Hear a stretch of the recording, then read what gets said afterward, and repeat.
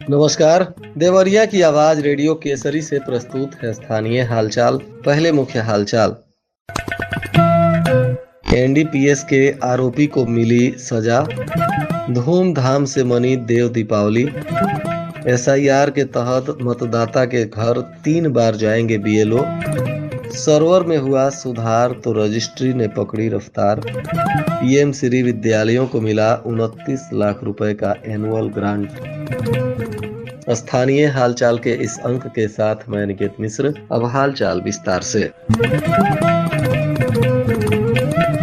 जनपद की पुलिस ने ऑपरेशन कन्विक्शन शुरू किया है। इसके तहत रुद्रपुर पुलिस ने प्रभावी पैरवी करते हुए एनडीपीएस एक्ट के एक आरोपी को सजा दिलवा दी है। बताया जा रहा है कि अदालत ने अभियुक्त गोलू निषाद पुत्र सत्यवान निषाद, जो जंगल पिपरा थाना रुद्रपुर का निवासी है, इसको अदालत ने एनडीपीएस के मामले में 1 वर्ष 2 माह सश्रम कारावास की सजा सुनाई है और 1000 रुपए का अर्थदंड भी लगाया है। इसमें विशेष लोक अभियोजक धनंजय प्रताप सिंह बघेल और कोर्ट मुहर्रिर मुख्य आरक्षी राजेश यादव तथा पैरविकार थाना रुद्रपुर आरक्षी आलोक के साथ ही मॉनिटरिंग सेल प्रभारी दुर्गेश कुमार सिंह का सराहनीय योगदान रहा।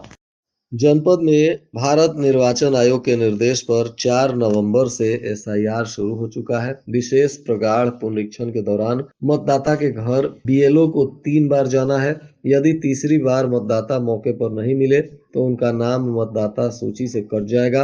बुधवार को अवकाश होने के बाद भी जिला निर्वाचन कार्यालय खुला रहा और दिन भर कर्मचारी काम में जुटे रहे। मतदाताओं को डोर टू डोर गणना प्रपत्र वितरित करने के लिए तहसील मुख्यालयों पर गणना प्रपत्र भेजने में कर्मचारी लगे रहे। आयोग के निर्देश पर जिले में विशेष प्रगाढ़ पुनरीक्षण का कार्य शुरू कर दिया गया है, जो 4 दिसंबर तक चलेगा। इस कार्य के लिए मास्टर ट्रेनरों तथा जिले के कुल 2514 बीएलओ और 255 सुपरवाइजरों को प्रशिक्षित भी कर दिया गया है। देव दीपावली धूमधाम से मनाई गई। शहर से लेकर गांव तक बुधवार की रात लोगों ने धूमधाम से जगह जगह दीप जलाकर भगवान की आराधना पूजा की। मंदिर से लेकर सरोवर सभी दीपों की रोशनी से जगमग उठे। देवरही मंदिर, तिरुपति बालाजी मंदिर, सीसी रोड स्थित मनोकामना पूर्ण हनुमान मंदिर, जिला पंचायत परिसर स्थित बाल हनुमान मंदिर पर श्रद्धालुओं ने दीप दान कर भगवान का पूजा आराधना किया। सर्वर में सुधार होने से निबंधन कार्यालयों में रजिस्ट्री की रफ्तार बढ़ गई है। पिछले महीने तक सर्वर सुस्त चलने से रजिस्ट्री कराने में काफी समस्या आ रही थी। सदर तहसील के निबंधन कार्यालय में हर रोज 50 से 60 रजिस्ट्री होता है, लेकिन सर्वर धीमा होने के चलते महज 8 से 10 ही रजिस्ट्री हो पा रही थी। सर्वर के पेच से राहत मिलने पर अब जमीनों की रजिस्ट्री में तेजी आ गई है और जिले के 5 तहसीलों के निबंधक कार्यालयों में सबसे अधिक सदर तहसील का क्षेत्रफल है। इसके अंतर्गत 1 नगर पालिका और 7 नगर पंचायत आते हैं। इसमें सदर निबंधन कार्यालय में जमीन मकान की रजिस्ट्री अधिक संख्या में होती है। अब सर्वर ठीक होने से यहाँ रजिस्ट्री कराने में लोगों को काफी सहूलियत हो रही है। जिले के पीएम श्री परिषदीय विद्यालयों में शुद्ध पेयजल, स्वच्छता एवं विद्यालय की ब्रांडिंग पर 29 लाख रुपए खर्च किए जाने की तैयारी है। महानिदेशक स्कूल के द्वारा यह धनराशि बेसिक शिक्षा कार्यालय को उपलब्ध करा दिया गया है। जल्द ही यह धनराशि संबंधित विद्यालयों को उपलब्ध करा दिया जाएगा। जिले के विभिन्न विकास खंडों में 2121 परिषदीय विद्यालय संचालित हैं। इन विद्यालयों में 33 विद्यालयों को पीएम श्री विद्यालय के रूप में चयनित किया गया है। बेसिक शिक्षा विभाग के द्वारा चयनित इन विद्यालयों में गुणवत्ता परक शिक्षा, आधुनिक शैक्षणिक सुविधाएं उपलब्ध कराना प्राथमिक है। ऐसे में पीएम श्री विद्यालयों में छात्र नामांकन के आधार पर 50,000, 75,000 एवं 1 लाख रुपए की धनराशि प्रति विद्यालय को एनुअल ग्रांट के रूप में भेजे जाने की तैयारी है। महर्षि देवराहा बाबा मेडिकल कॉलेज की स्टाफ नर्स पुलिस की पूछताछ को लेकर परेशान है। उन्होंने प्राचार्य और सीएमएस से मिलकर आक्रोश जताया। उनका आरोप था कि पुलिस पूछताछ के नाम पर उत्पीड़न कर रही है। प्राचार्य ने उन्हें किसी तरह से समझा बुझाकर शांत कराया। मेडिकल कॉलेज के ओपीडी भवन के ऊपर 5वीं मंजिल पर बनी पानी की टंकी में 6 अक्टूबर को एक व्यक्ति का शव मिला था, जिसकी शिनाख्त अशोक गावड़े निवासी आदित्य विश्व कॉम्प्लेक्स चंद्रोदय कॉम्प्लेक्स के सामने ठाणे बड़े महाराष्ट्र के रूप में की गई थी और इन्हीं की मौत को लेकर लगातार पुलिस गुत्थी सुलझाने में लगी हुई है, जिसमें अलग अलग लोगों से पूछताछ हो रही है और मेडिकल कॉलेज में तैनात अन्य स्टाफों से भी पुलिस पूछताछ कर रही है, जिसको लेकर अब यहाँ की नर्सों को पुलिस की पूछताछ परेशान कर रही है। आगामी बिहार विधानसभा चुनाव को लेकर देवरिया सदर रेलवे स्टेशन पर भी सुरक्षा कड़ी कर दी गई थी। रेलवे सुरक्षा बल और राजकीय रेलवे पुलिस ने संयुक्त रूप से सतर्कता अभियान भी चलाया। स्टेशन के प्लेटफॉर्म संख्या 2 और 3 से बिहार आने जाने वाली सभी ट्रेनों पर विशेष निगरानी रखी जा रही है। आरपीएफ और जीआरपी के जवान लगातार प्लेटफॉर्म इत्यादि पर गश्त कर यात्रियों की तलाशी भी आज ले रहे थे। भलुअनी विकास खंड के अंतर्गत अधिकांश धान क्रय केंद्र बंद पाए गए हैं, जबकि सरकार ने नवंबर से सभी धान क्रय केंद्रों को खोलने का आदेश जारी किया था। इन केंद्रों के बंद होने से किसानों को अपनी धान की फसल बेचने में परेशानी हो रही है। क्रय केंद्रों के बंद होने के कारण किसानों को अपनी उपज का उचित मूल्य नहीं मिल पा रहा है। उन्हें बिचौलियों को औने पौने दामों पर धान बेचने की मजबूरी हो गई है, जिसका सीधा फायदा बिचौलिए उठा रहे हैं। इससे किसानों के लिए गए कर्ज चुकाने और अगली फसल के लिए बीज और खाद खरीदने में दिक्कत आ रही है। किसानों का कहना है कि एक तरफ तो मौसम ने उनकी धान की फसल को काफी नुकसान पहुंचाया, दूसरी ओर वे जल्द से जल्द खेत खाली करके गेहूं जैसी अगली फसल की बुआई करना चाहते हैं, ताकि सिंचाई का खर्च बचे और फसल की पैदावार अच्छी हो। महर्षि देवराहा बाबा मेडिकल कॉलेज में मुख्य चिकित्सा अधीक्षक डॉक्टर एच.के. मिश्रा ने अस्पताल का औचक निरीक्षण किया। इस दौरान विभिन्न वार्डों का और आपातकालीन कक्ष, ओपीडी तथा दवा वितरण केंद्र का उन्होंने गहनता से जायजा लिया। इस दौरान भर्ती मरीजों से और उनके उपचार के संदर्भ में मिल रही दवाओं के बारे में भी जानकारी ली। मरीजों ने अस्पताल में उपलब्ध कराई जा रही सुविधाओं पर संतोष व्यक्त किया।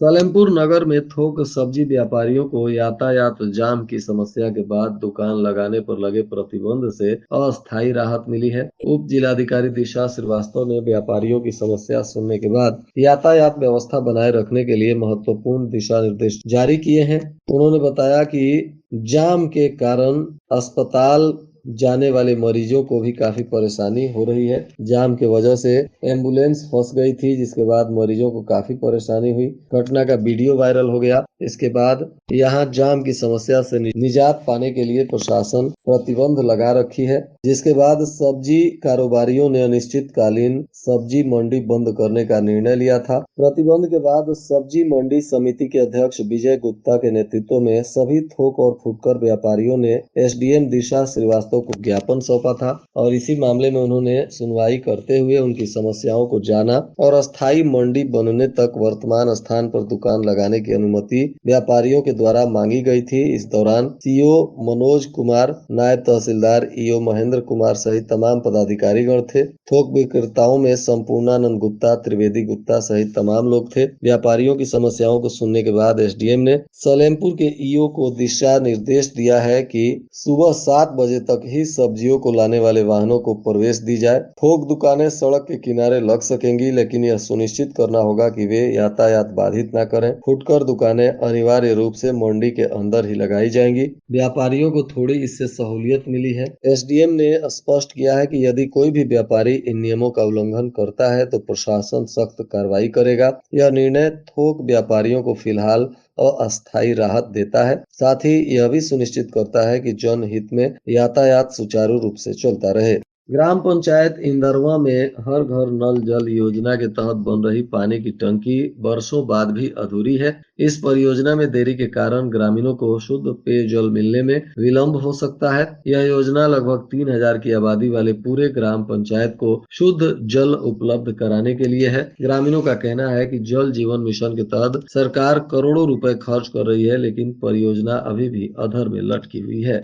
पुलिस अधीक्षक संजीव सुमन ने पुलिस लाइन देवरिया में प्रशिक्षण प्राप्त कर रहे पुलिस कर्मियों को Uttar Pradesh police social media policy के संबंध में विस्तृत जानकारी दी। इस अवसर पर उन्होंने कहा कि वर्तमान डिजिटल युग में सोशल मीडिया एक अत्यंत प्रभावशाली माध्यम बन चुका है, जिसका सही उपयोग पुलिस की छवि सुधारने, जनता से बेहतर संवाद स्थापित करने तथा अपराध नियंत्रण में सहायता इत्यादि को लेकर यह कारगर सिद्ध हो सकता है। पुलिस अधीक्षक ने प्रशिक्षण प्रशिक्षणरत पुलिसकर्मियों को बताया कि सोशल मीडिया प्लेटफॉर्म जैसे फेसबुक, ट्विटर, इंस्टाग्राम, यूट्यूब आदि पर व्यक्तिगत एवं सरकारी खातों के संचालन के दौरान विशेष सावधानी बरतनी आवश्यक है। किसी भी प्रकार की गोपनीय सूचना, संवेदनशील दस्तावेज या विभागीय गतिविधियों से संबंधित जानकारी बिना अनुमति साझा न करें। उन्होंने कहा कि पुलिसकर्मी सोशल मीडिया पर अपनी पहचान, वर्दी या पुलिस संबंधी कार्यों का प्रदर्शन करते समय विभागीय आचार संहिता का पालन अवश्य करें।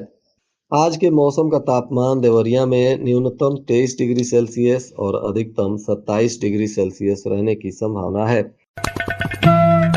अंत में मुख्य हालचाल एक बार फिर। एनडीपीएस के आरोपी को मिली सजा। धूमधाम से मनी देव दीपावली। एसआईआर के तहत मतदाता के घर 3 बार जाएंगे बीएलओ। सर्वर में हुआ सुधार तो रजिस्ट्री ने पकड़ी रफ्तार। पीएम श्री विद्यालयों को मिला 29 लाख रुपए का एनुअल ग्रांट। इसके साथ ही रेडियो केसरी से प्रसारित स्थानीय हालचाल का यह अंक समाप्त हुआ। नमस्कार।